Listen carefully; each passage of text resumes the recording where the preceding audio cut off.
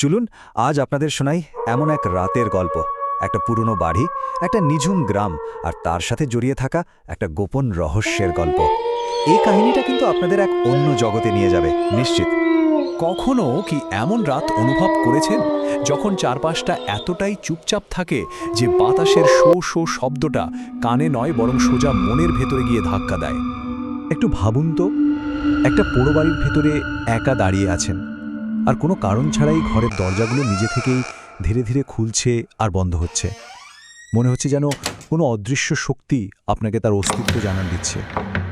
আর সবথেকে অদ্ভুত অনুভূতি কোনটা জানেন?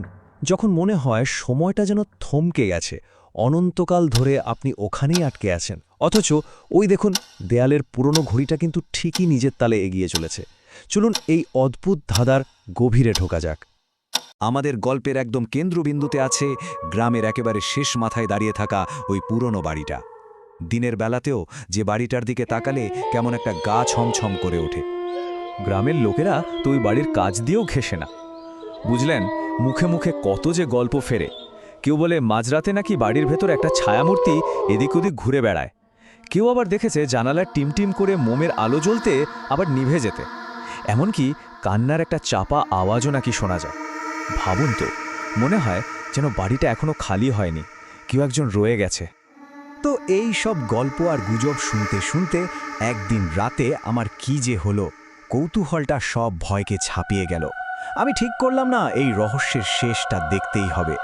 একাই বেরিয়ে পড়লাম সেই অভিশপ্ত বাড়িটার দিকে। আমি তো ভেবেছিলাম দরজাটা হয়তো তালাবন্ধ থাকবে, কিন্তু কি আশ্চর্য, আমার সামান্য একটা ধাক্কাতে বিশাল কাঠের দরজাটা একটা তীব্র কর্কর শব্দ করে খুলে গেল। আমার তো মনে হলো ভেতর থেকে যেন কেউ আমার জন্যই অপেক্ষা করছিল। ভেতরের অবস্থা ছিল ভয়ঙ্কর। সবখানে ধুলোর মোটা আস্তরণ, মাকড়সার জাল আর ভাঙা চোরা আসবাব।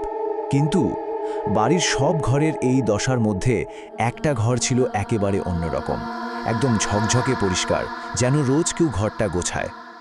আর সেই পরিষ্কার ঘরটার মেঝেতে একটাই জিনিস পড়েছিল, একটা সাদা কালো ছবি।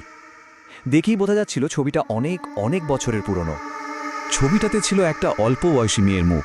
তার নিষ্পাপ চোখের দিকে তাকালে কেমন একটা বিষণ্ণতা ছেয়ে ধরে, কিন্তু আমার চোখ আটকে গেল তার গলায় থাকা ওই কালো পাথরের হাড়টার দিকে।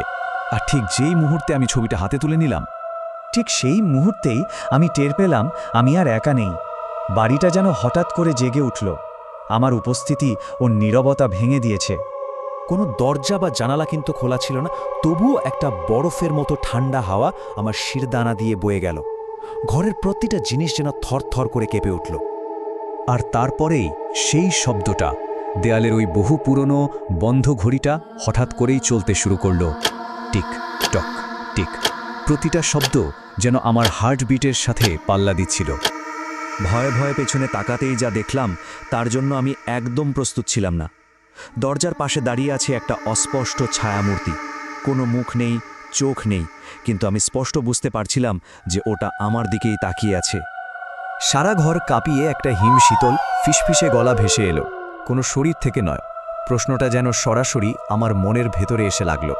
গলাটা একটা মেয়ের। আমি এক পা পিছিয়েছি পালানোর জন্য, আর ঠিক তখনই দড়াম করে একটা প্রচণ্ড শব্দে দরজাটা বন্ধ হয়ে গেল। ব্যাস, পালানোর সব রাস্তা বন্ধ। আমি আটকা পড়ে গেলাম। সেই ছায়ামূর্তিটা এবার ধীরে ধীরে আমার দিকে এগোতে লাগলো, আর সেই ফিসফিসে গলাটা আবার শোনা গেল।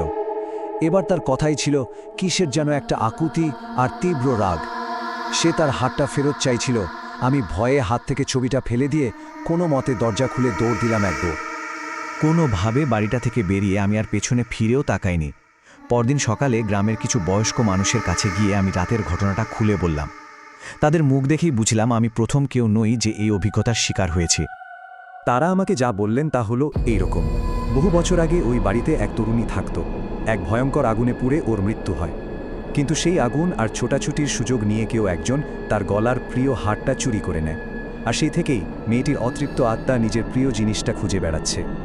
আসলে এই গল্পটা শুধু একটা ভূতের গল্প নয়, এটা একটা সতর্ক বার্তা সেই সব মানুষদের জন্য যারা কৌতূহলের বশে বিপদকে ডেকে আনে। গ্রামের লোকেরা বিশ্বাস করে যে কেউ ওই বাড়িতে ঢুকে মেয়েটির কোনো জিনিসে হাত দেয়, সে মেয়েটির ভয়ঙ্কর রাগের শিকার হয়। এমনও শোনা যায় অনেকেই নাকি ওখানে গিয়ে আর কোনোদিন ফিরে আসেনি। তাহলে এখন থেকে রাতের অন্ধকারে কোনো পুরনো পোড়ো বাড়ির পাশ দিয়ে যাওয়ার সময় যদি হঠাৎ জানালার দিকে চোখ যায় আর সেখানে আবছা কোনো ছায়া দেখতে পান, সেটাকে কি শুধু মনের ভুল বলে উড়িয়ে দেওয়া যাবে?